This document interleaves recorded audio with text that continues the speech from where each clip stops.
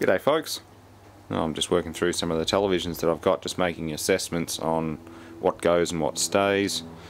This is a Samsung LCD that I picked up off a friend at work on Thursday afternoon. He also gave me this LG plasma. Apparently it has coloured bars running down the screen exactly identical to that one there, which is a different model with detachable speakers. Same basic television, just a different style. This is the one with the built-in one-piece front, but the same basic internals and the same panel and the same problems. It's about the fourth or fifth one that I've had with that exact same problem, and it's usually a bad panel chip-on film bonded ribbon assembly, and well, there's no way of fixing that, so when I can get it to power on, I'll work out what's wrong with it. He's had it apart, so I've got a feeling he's left the power header disconnected on the main power supply, because I'm not getting anything when I plug it in, so I'm guessing he's disconnected something.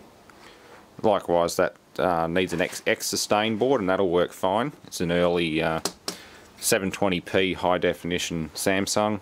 Everything else seems to be fine in it. I can get the power supply and everything running on its own with X main disconnected, and I've metered all the voltages and everything, and it's all healthy. So it's only as soon as I plug X main in and turn it back on again, the power supply just goes into a complete shutdown mode. It just can't do it. There's a short telling the or forcing the power supply to shut down. So $20. I've got another board coming out of Canada right now to go into that one.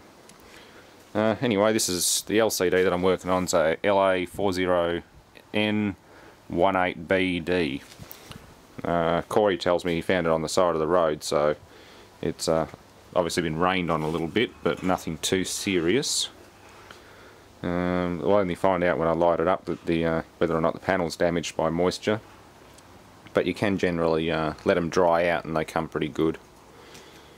Some cute little speakers in the sides there, running right over the top of the high frequency inverter with no coil on it. Oh well. And there's the main speakers. Tiny little things. I always run external audio on TVs like this. I don't rely on the internal speakers unless I absolutely have to.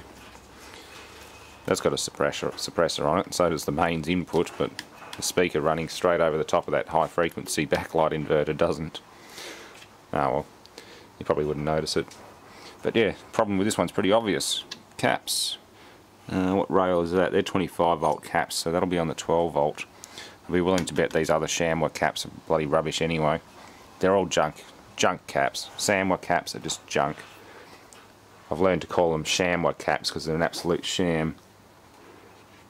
Bulging a little bit, the 10 volt caps. Again, the ESR meter. Perfect thing for testing this kind of thing. You've got to have an ESR meter, and oh, who sent it in? I think it was Gavin Curtis donated the ESR meter that I have. Just invaluable. Absolutely invaluable. If you can buy a Peak brand ESR meter on eBay or RS Components or anywhere like that, do it. They're a little bit pricey, but for the amount of money and time you save doing repair jobs, it's worth it. If you're into repairing any kind of electronics and caps and things like that, it's worth having them. Even if you're just harvesting caps like off a dead plasma, it's worth running them all across an ESR meter before you put them in your parts bin. Otherwise you're just taking guesses, because caps don't have to be blown out like that to be bad. They can look just like that, but they can be internally just degraded. They don't have to be blown out. The typical bulge top or split vent is just a characteristic of a very cooked cap, but not always indicative of a problem. Okay, so I should have realised at first those Jamicon caps are not original. You can see it's been reworked and they've been replaced. You can tell just by the quality of the solder work versus the factory flow. It's completely different. Yeah, the Jamicon ones have been replaced, but obviously they left the other Samwas in there and now they've gone. So I'm going to put the meter across them. They'll probably be fine, but these 25 volt Samwas are blown out.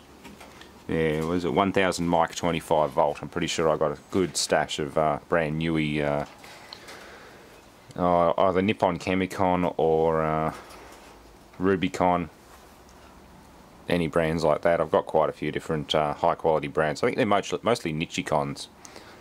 But yeah, anyway, there's main DC tank, or main input cap. Again, Samsung cap. Ugh. Mid-2000s LCDs, they're generally an easy fix if you find them on the side of the road and they're just completely dead. A lot of the time it's just bad caps on the DC side, particularly the 5 volt or 12 volt rail. They're 16 volt caps, so that could be the 12 volt rail, but I'm not entirely sure. What's it putting out? It's inverter control, 5 volts. Yeah, the 16 volt caps are probably on the 5 volt rail, the 25 volt caps are probably on the 12 volt rail, and they'd have 35 volt caps if there was a 24 volt rail. But in this case the inverter's all over here, so it doesn't use them. It's an AC based switching inverter. The other TVs that I often repair have a 24 volt feed going straight off to here, and all the drives done in here. This one here seems to have its own primary transformer, even though I can see some ferrite core. Are those ferrites? Oh no, they might just be connectors for the backlights themselves. Maybe there is no high frequency inverter in here. So my little ramble about the cable needing a suppressor on it's probably wrong. There's the inverter transformer right there. Oh well. Yeah, some TVs have 24 volts coming off, going straight to the inverter, and they have individual inverter transformers, one for every single backlight. This one doesn't seem to do that, so you probably won't find 24 volts up here. What do we got? Got pinouts, 5.2 standby, 12 volt, 5.4 volt, 13 volt, and that's it. Yeah, there's no 24 volts. Just like I thought. Anyway, let's get the soldering station warmed up. Place these two. If I've got these in stock, I'll replace them as well. That one is a 10 volt 1000 microfarad cap, so that's for the 5.2. And there's a couple of 50 volt 47s there. Again, I've got plenty of those in stock. Let's get into it and then power it up, see if it works. There we go. Got 2 new ones soldered in. I'm just looking at the job that the last guy did, and they've lifted that trace there. Looks like the soldering iron's gone scooting off across there and scraped the board.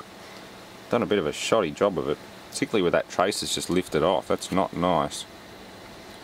My job's a lot neater. I just got to trim those leads down and then that'll be it. No scratches, no buggerizing around.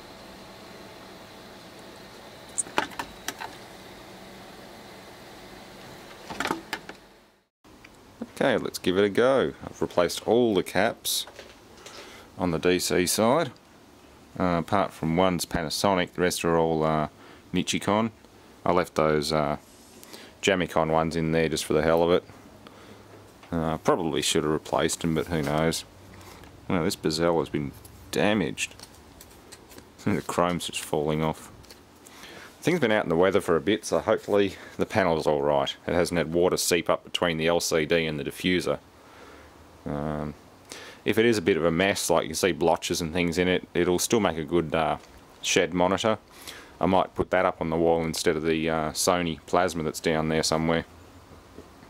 But anyway, let's power on. I hear a relay.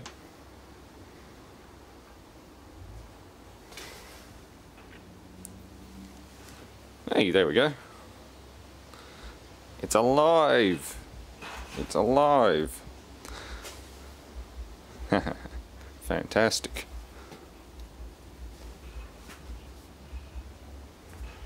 Let's see. Looks alright. Oh, a friend is here. The subwoofer is rattling my shed. Oh, it's Harley in his Commodore wagon. Cool. He's dropping off an automatic transmission for autopsy. It's kind of blown, so it'll be an interesting autopsy. Lots of burnt automatic fluid.